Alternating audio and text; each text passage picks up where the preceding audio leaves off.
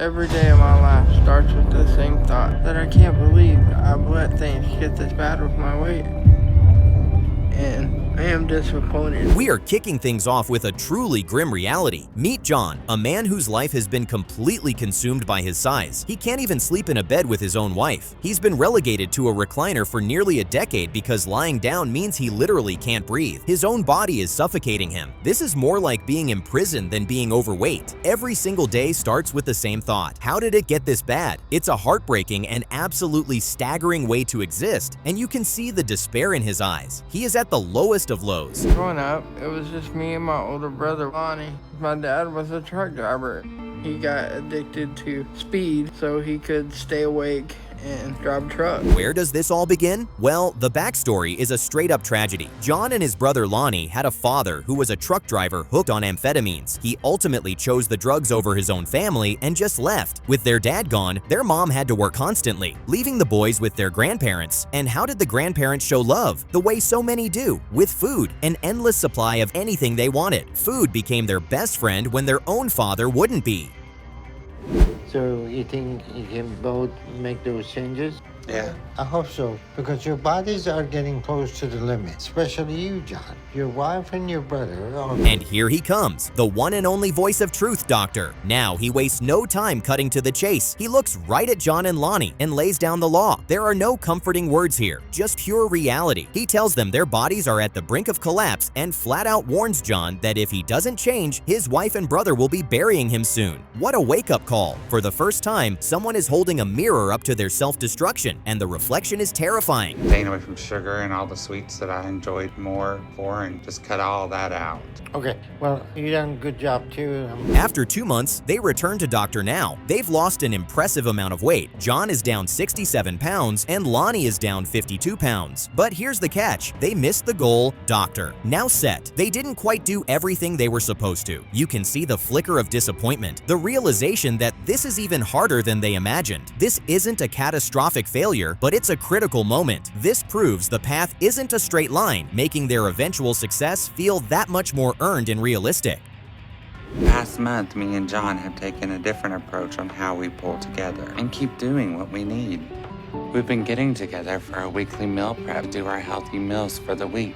Let's talk about the environment. While there isn't one single villainous enabler, the entire family dynamic is built around a web of codependence centered on food. Look at this scene. The way they bond, the way they show affection, is by cooking and eating massive artery-clogging meals together. It's their tradition, their way of connecting. John himself says it's how they've always hung out, but that very tradition is what's killing them. Their mother brings over salads they mock, and they dive into chicken spaghetti and garlic bread. They've mistaken this shared ritual for love, but every single communal meal is just pushing them closer to an early grave. It's a deeply sad situation. Supported in that point in time. I wasn't at all. I was basically guilted back into the church. Spent years in conversion therapy. Wow, this is the emotional breakthrough we've been waiting for. Lonnie in therapy finally unpacks decades of trauma. He reveals that his deeply religious family couldn't accept him when he came out as gay, even forcing him into conversion therapy for years. He talks about being in such a dark place that he contemplated ending his own life. This is pain from a man who was told his very existence was wrong. He is finally confronting the wound that he has been trying to bury under food his entire adult life. This is the moment the real healing can finally begin. Truly powerful. We need to have some conversation with you too. We don't want to accuse you of anything, and we don't want to berate you. Here is the turning point, but it's not with Dr. Now. The two brothers sit their mother down for the confrontation that will define their future. With incredible strength, they explain how her actions during their childhood, favoritism born from Lonnie's illness, the pressure placed on them to be the man of the house caused deep wounds that have lasted a lifetime. This isn't about blame, it's about healing. They are finally speaking their truth, not to hurt her, but to free themselves from the pain they've been carrying. You're gonna be 200 pounds, so this I'm still gonna be the best one, though. Well, What do you I'll think? still be better. the whole family is good looking, so we can't argue with any of that. And here is the reward. 10 months in, and look at them now. John and Lonnie are back in Dr. Now's office, and they are absolutely crushing it. Lonnie has lost roughly 200 pounds, and John has broken the barrier. The progress is undeniable. Dr. Now is visibly proud, telling them they are doing great and are well on their way to their goals pills and eventual skin removal surgery, it's definitely time for a full-blown and well-earned victory lap. They fought through the physical and emotional pain, and they have earned this moment. This is the validation for all their hard work and a testament to their transformation.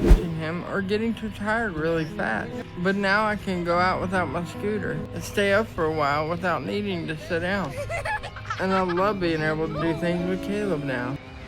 This is the new lease on life they fought so hard for. At the 1-year mark, the brothers have lost a combined total of nearly 594 pounds. We see John finally able to be the father he always dreamed of, actively playing with his son Caleb instead of just watching from the sidelines. And in a moment that is years overdue, he can finally sleep in the same bed as his wife. They are out shopping for clothes in a regular store, something that was unimaginable a year ago. It was never just about the food, it was about reclaiming the lives stolen by trauma and pain. Inspiring.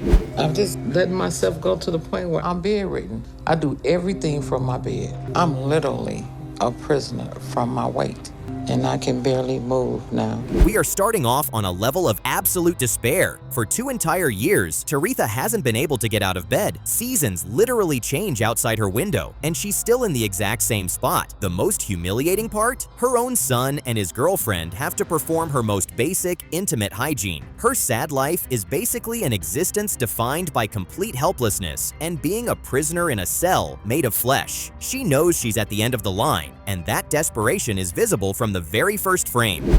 When I was around 11 or 12, I was molested by an uncle, and eating was a comfort for me.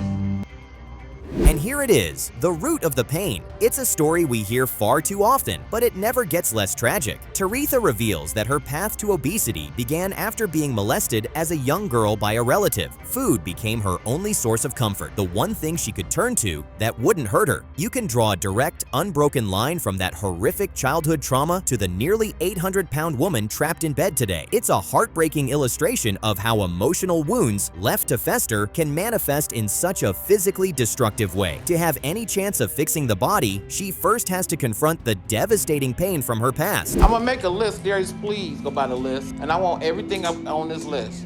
I can't get up to get the food, so I have my family bring me what I want. Make it make sense, people. Teretha is orchestrating her own demise, and her family is acting as her willing delivery service. She's rattling off a grocery list that reads like a diabetic coma starter kit. Double stuffed cookies, a giant lasagna, Neapolitan ice cream sandwiches, and cake. The worst part is the dynamic. Her husband sighs with resignation but does nothing, and her son flat out admits he buys it because he doesn't want to disrespect his mom. This isn't love, it's a toxic cesspool of codependence. They think they're being kind, but every trip to the grocery store is another nail in her coffin. She's the addict, but they are undoubtedly her suppliers.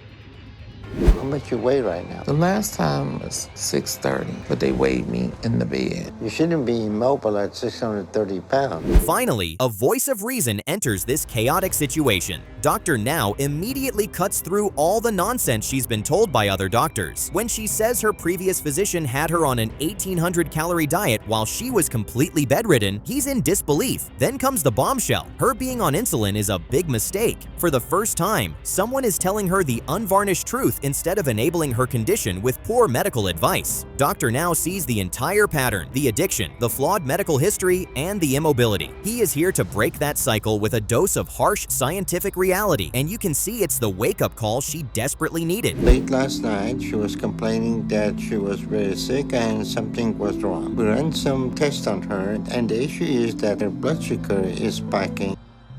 And there's the stumble. After making some initial progress in the hospital, Teretha is sent home, and the old habits immediately come roaring back. She ends up sick and back in the emergency room, not from some mystery illness, but because her blood sugar is spiking from eating things she knows are forbidden. When they get her on the scale, the truth comes out. She's gained nearly 30 pounds. This is the brutal reality of addiction, folks. The cravings and the emotional dependency are a powerful enemy, but this time, the failure brings her right back to the hospital, proving that this journey is far from a walk in the park. What about that is associated to where we are today?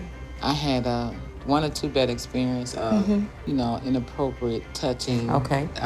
This right here is the emotional breakthrough. In her therapy session, Teretha finally connects all the dots out loud. She talks about the trauma, but also the immense stress of almost losing her husband and father in the same week. She identifies the exact moment food transformed from sustenance into a coping mechanism, a sigh of relief after a long, painful day. These aren't tears of manipulation or self-pity, everyone. This is the sound of years of suppressed pain, grief, and fear finally coming to the surface. For the first time, she's actually processing the feelings instead of just eating them. This is the catharsis she had to have to move forward. I'm driving to Teretha's apartment right now. She's been meeting with therapists over the last couple of months, and hopefully she's getting to the place that... This is the final exam. Dr. Now is showing up at her apartment in person. The stakes could not be higher. After all the setbacks, the weight gain, and the refusal to walk, he is here to see if she has truly changed. He is challenging her to finally show up for her own life. This weigh-in is a direct confrontation with her fears and excuses. Will she make an effort, or will she crumble under the pressure? Dr. Now is giving her one last chance to prove that she is ready for the tool that can save her, and it's an incredibly tense moment. Put in the side of bed. And my feet, both feet on the floor. So it feels good. It hurts, but it feels good. Ready? That's good. That's good. This is a good start. You put... Yes! What a moment of pure triumph. This is the hint of true progress we've been waiting for. With the help of the EMTs, Teretha gets to the side of the bed, and for the first time in over 2 years, she puts her feet on the floor and bears some of her own weight. You can hear the pain in her groans, but you can also hear the fight. She says it hurts, but it feels good, and that says everything. She didn't just lose weight, she fought for this single moment, and Dr. Now sees it. He immediately tells her she's ready for surgery. She earned it. I love my family so much, and all that I'm doing is for them. Hey, son, how you doing? I'm doing good. And when I started this journey... This is the hopeful new beginning. Look at the difference a year makes. From being entombed in her bed, convinced she was going to die, to video calling her beautiful grandchildren with a genuine smile on her face. The most powerful moment is her promise to them that when she gets back to Detroit, Nana is going to be able to run and chase them around. It was never just about the food, everyone. It was about reclaiming a life that was stolen by trauma and addiction. The old Teretha is gone. In her place is a survivor who is fighting for her future, and for the first time, that future looks incredibly bright. And my personal hygiene has become very challenging. But I just can't give up and stop trying, because it's very important that I clean all of the folds and the rolls. All right, people, let's dive right in. We're meeting Janine, and the scene is just bleak. We are immediately confronted with the harsh reality of her existence, which she herself calls a death sentence. Her mobility is so limited that a simple trip to the bathroom requires a scooter, and the sheer effort is staggering. What's truly gut-wrenching is her hygiene routine. She explains that cleaning the folds of her skin is a life-or-death battle against infections, especially with the severe lymphedema in her leg. The sheer misery is evident. This is being trapped and betrayed by your own body in the most painful way imaginable. Decided about the time I was 3, put me on my first diet, and when I was 4, the same pediatrician decided that...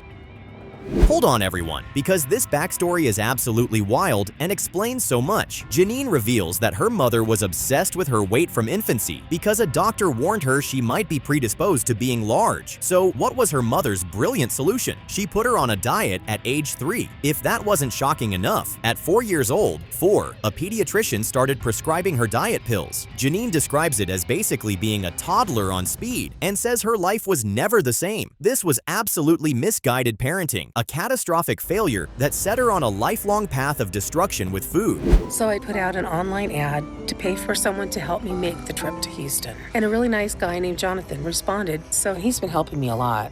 I thought that had 2 sides to it. It doesn't, huh? Yeah, it did. Oh, it does? So, Janine is about to embark on this life-changing trip to see Dr. Now, and the situation is just peak absurdity. She's so isolated and lacking a support system that she had to post an online ad to pay a complete stranger to help her travel. Let that sink in. Her own family, her brothers, are apparently too busy with their own lives to help her in this moment of absolute desperation. Enter Jonathan, the guy who answered the ad. While it's nice of him to help, the fact that she has to resort to hiring assistance for a family-level crisis speaks volumes about her toxic isolation. This is not a good start. Janine, What you need to understand, at your age and your weight, your longevity is not very long. You know that. Yes, sir. I totally get it. After her disastrous and failed attempt to get on the airplane, Janine finally has a video call with Dr. Now, and he is not here to play games. He immediately cuts through the excuses and the self-pity. He asks her a simple question: do you know how much you weigh? When she tells him, he lays down the cold, hard truth. At her age and weight, her life expectancy is incredibly short, and he tells her she will likely suffer a fatal cardiac event within a year. This is the dose of reality she desperately needed to hear. While she was wallowing in her travel failure, Dr. Now was spelling out her impending death. Oh, thank God. I can handle this for a bit. I hope. This hurts so bad. I don't know if I'm going to be able to make it. Her second attempt to fly to Houston turns into an even bigger catastrophe than the first. The whole scene is pure chaos. Squeezed into the seat, she's immediately in overwhelming pain, her legs swelling, and she starts wailing that she can't make it. This panic attack is a complete physical and emotional system failure in front of everyone. Before the flight even gets to Houston, she forces them to let her off during a layover in Dallas, sobbing that she needs to go to a hospital. She couldn't even complete the journey. What an absolute disaster. She failed the very first test of her new life. 63, which means in 2 months, you only lost 15 pounds. Yes, sir. So how you feeling about that? Pretty good. Feel pretty good. Feel pretty good about that? This is just mind-blowing. After 2 months in Houston, Janine is back for her follow-up with Dr. Now. The goal was to lose 100 pounds. Instead, she lost a pathetic 15 pounds. But the most delusional part? When Dr. Now asks her how she feels about it, she says with a straight face, "Pretty good." Seriously? You feel good about that? She immediately launches into a well-rehearsed script of excuses about her painful knees and the lymphedema, as if that magically prevents calories from counting. Dr. Now isn't buying it for a second, but her ability to look at a colossal failure and call it pretty good is truly off the charts. 600 pounds. How do you explain this? Well, I did not have a good week this week. I thought I was doing okay, but came to realize I made some bad choices. After being released from the hospital, Janine comes back to Dr. Now having gained weight, putting her back over 600 pounds. He has had it. Dr. Now tells her she has no desire to change and that she's going to die. Her response? She complains that she just doesn't feel well in Houston. It's pure deflection. Realizing she is completely incapable of controlling herself, Dr. Now takes the nuclear option. He tells her the only thing left to try is a gastric balloon, a temporary physical restriction because she has proven she has zero mental willpower. This isn't a reward. It's a last-ditch effort to stop her from eating herself to death. You doing okay? And balloon did well down there. You did it. The procedure was a success today. The balloon procedure is an absolute spectacle. Janine is so large that they have to lay her down on the X-ray table just to see if the device is in the right place. The whole process is a struggle, filled with her groaning and retching, but against all odds, they succeed. The balloon is in place. For a fleeting moment, there's a flicker of hope. Maybe this physical barrier in her stomach will be the thing that finally works. But the commentary from Dr. Now is telling. This is only a short-term solution for a patient who has wasted an entire year. Like, I'm just never gonna win. So when I hear you talking about being beaten down, it breaks my heart, you know, and it makes me really sad that it's okay. You don't have to apologize to me for that, Auntie Anne. It's okay. In the final gut-wrenching scene, Janine's niece Rachel visits, and the tragic conclusion becomes crystal clear. Even with the balloon, Janine is complaining about being beaten down and making excuses. Rachel completely breaks down in frustration, crying about all the family milestones, weddings, graduations that Janine has missed because of her choices. These tears are about a life completely wasted. Janine apologizes, but the damage is done. After a full year of chances, doctors, and interventions, she ends right where she started, trapped by her own inaction, having let down everyone who cared about her. My legs can't even hold my weight anymore. I can't get up. I can't walk. I'm trapped. My weight has condemned me to this bed. All right, people, we are diving right in, and it is bleak from the get-go. Meet Marla. Her reality is being completely imprisoned by her own body, trapped in a bed she can't leave. We're talking zero mobility. Her legs have just completely given up, unable to support her massive frame. And who has to handle the most basic, intimate tasks like bathing her own children? This isn't just a difficult life, it's a complete nightmare. She says she has no life, and folks, she's not exaggerating one bit. The level of misery here is off the charts from the very first minute. This is rock bottom, and we're just getting started. What a way to kick things off. I tried to break up with my boyfriend at the time. He lost it, and he took me hostage. He held me at gunpoint, and I thought I was gonna die. When the police tried to rescue me, he shot 2 officers and escaped.